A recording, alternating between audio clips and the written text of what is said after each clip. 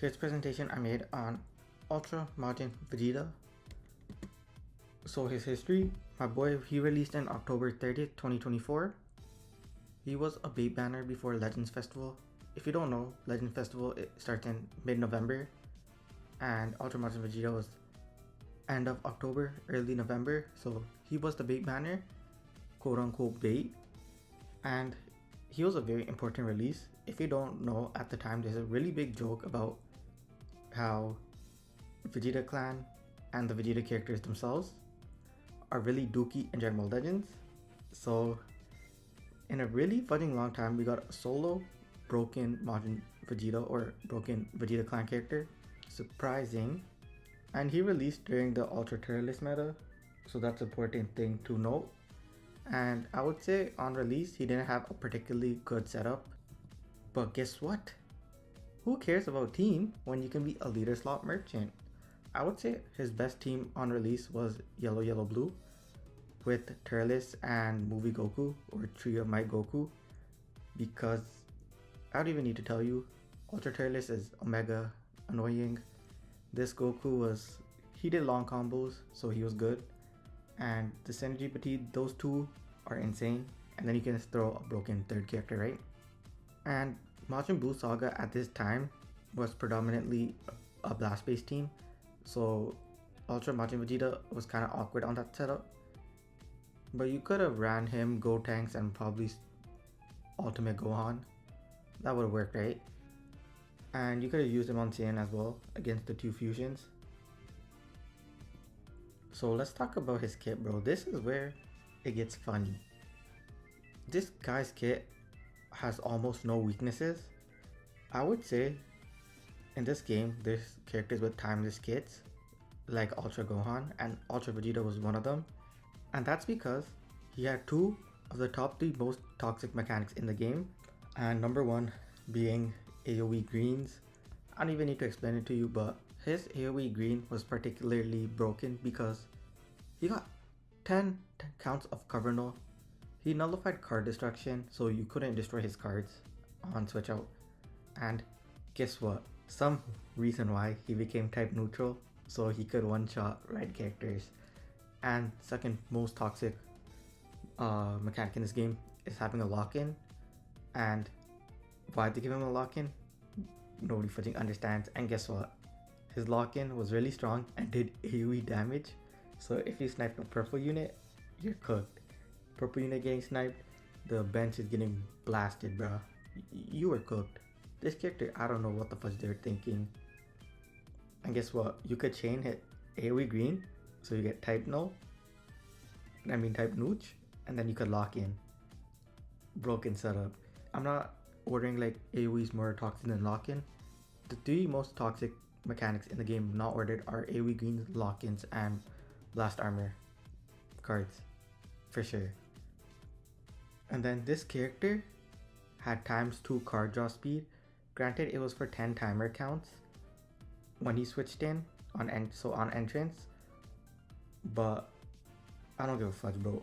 He drew cards on green as well, and he drew cards if he switched in. I think if you only had like 1 or less cards, he drew like 3 cards, and he lowered his own arts cost by 10. So his cards can chain and they barely use any key. What the fudge, bro? That's literally a perfect offensive kit. I don't see anything that he does. He has everything. And because of this, he did long combos. So yeah, we remember the 9-9 meta. Actually, we kind of are in a 9-9 meta still. And I would be lying if I said bro was the reason why that was happening. So offensively, he's God. He can do long combos, 2-time card draw speed. If he draws greens, he gets neutral, he gets cards, he can lock in the opponent, and he does long combos, and he lowers his arts cost. Name me one weakness. Okay, let's continue. Let's talk about his defensiveness. So personally, I kind of felt that he had a gauge kind of as toxic as Ultra Terrorist. And how's that even possible? Because Ultra Terrorist clearly gets a free combo. But guess what? You couldn't play the game if you had a blast card, and if you had 4 blast cards, you're fucking screwed. And I would say people kind of downplay his gauge, but it's free damage because he draws 3 blues. Should have been 1 time, but whatever, right? And he reset neutral 3 times, so if you made a mistake, you could switch out into Majin Vegeta and pray that your opponent had a blast, which they probably do, and then you reset neutral. Why? Literally, why? At least Ultra Gohan's, his gauge wasn't counterable. Could he have? Like, I think he could chain a blue, if I recall, but he didn't draw a blue. And that's fudging whatever, right? This guy drew blues, 3 blues, bro. And God knows why Toshi decided to give him endurance. And he had endurance, and he cancelled enemy buffs on blues and alts. So he couldn't get sniped, bro. It was impossible to snipe this character. You couldn't snipe this annoying offensive character because his defensive gimmicks are too strong. This is bad game design. Daima Goku, probably one of the greatest characters at sniping, couldn't snipe this yellow character. And it was also hard to kill him when you got off his endurance because he destroyed Dragon Balls, so you couldn't rush, and you destroyed your cards, so you couldn't continue your combo. So you had to sit there stupidly, or you could switch out into characters that draw cards, but I don't give a fudge, bro. Still stupid. Bro, oh my god, why did he have a half health disrupt? This guy's built like an Elden Ring boss, bro. He got health, he destroyed strikes, and he gained type neutrality. So red characters couldn't snipe him like that as well. Like, he got both neutrality on damage and defense. What was he bad at? Nothing. This character is so goddamn broken, bro. And rip Ultra Super Saiyan 4 Gogeta. I would say that Ultra Vegeta was probably this broken because Ultra Super Saiyan 4 Gogeta was running the meta for a long time as well. So this character was the final nail in his coffin for sure. And let's have a moment of silence for the GOAT. I really miss him, bro. I really miss Ultra Gogeta 4. Surely, with how toxic and broken his kit was, they wouldn't give him a perfect partner, right? Just like how they didn't give LF Android 17 a good Zenkai buffer because he was really fudging good. They wouldn't do that, right? They would care about the longevity of the game, and they would care about team building, and technically his only weakness was he had wonky Zenkais on teams, but he was a Ultra character, so he actually got his Ultra buffs in leader slot. I don't want to say he's a leader slot merchant, but he kind of was, and that's not even a bad thing. Like, that's totally fine. But surely they wouldn't buff him by giving him a good partner, right?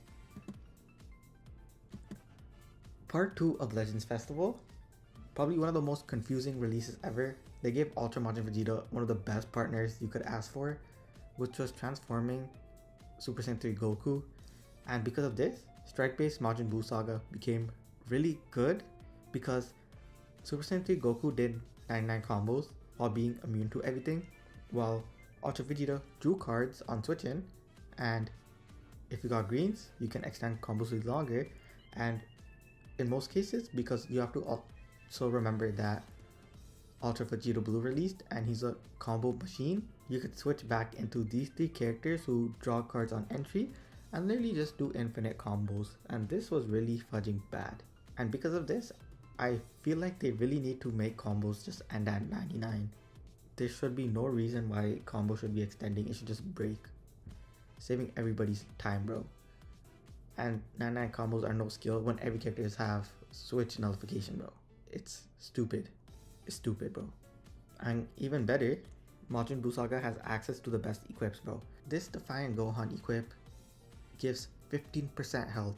Sparking characters give around 20% health, base health. The first part of the equip is literally a Z ability. A really good Z ability. That's fudging insane, bro. 15% health, base health is insane.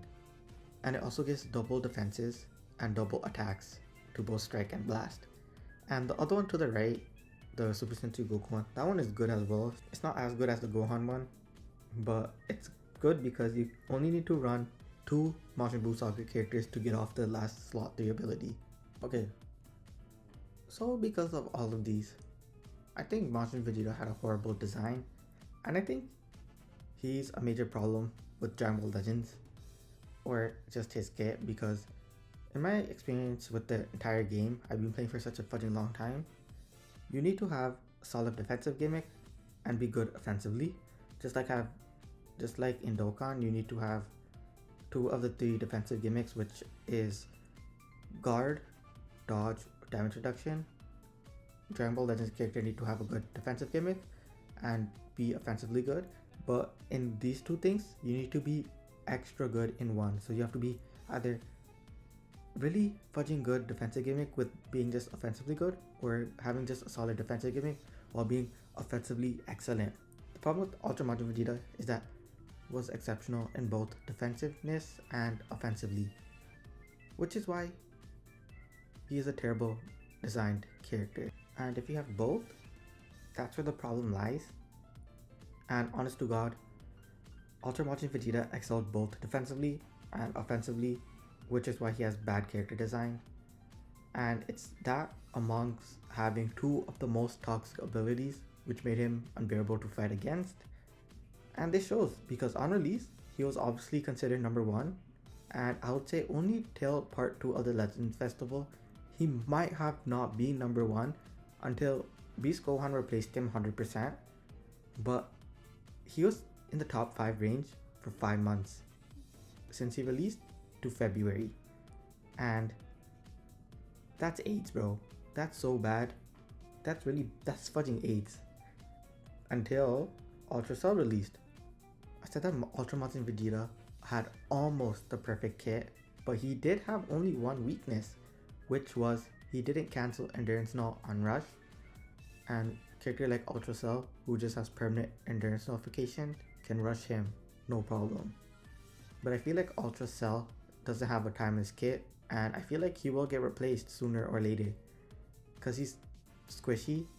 His offensiveness is good, but he's kind of squishy, and his defensive gimmick, which is his Disrupt, it's not amazing, because you can use a green or a blue. Rest in peace, my king. Psych.